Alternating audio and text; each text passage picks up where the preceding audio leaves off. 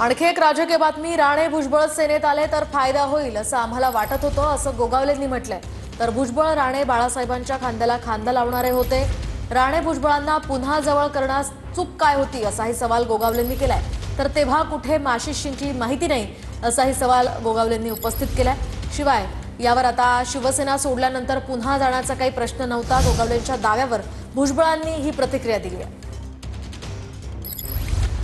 नव्हता नेतृत्व करणारे पक्षाची जी काही मंडळी असतात त्यांनी दूरदृष्टीचा विचार करणं गरजेचं आहे की कोणापासून नुकसान आहे, कोणापासून पक्षाला फायदा आहे।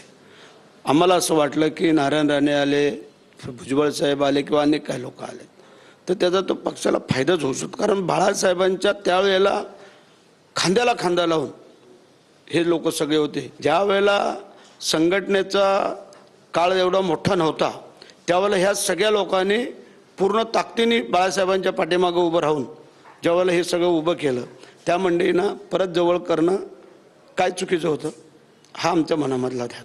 काय कुठं माशी शिंकले आम्हाला माहिती नाही। त्यानंतर ज्या वेळेला राजसाहेब जेव्हा उद्धवसाहेब आजारी झाले स्वतः गाडी चालवत स्वतः घेऊन गेले लीलावतीवरनं अन्न, हे सगळ्या गोष्टी आम्हाला तेव्हाच वाटलं की हे जुळणं गरजेचं आहे। तेव्हा जरी जुळलं असतं तरी पण चांगलं होतं, पण तेव्हाही जुळून नाही दिलं आणि म्हणून करता ह्या सगळ्या खटाटोपी झाल्या।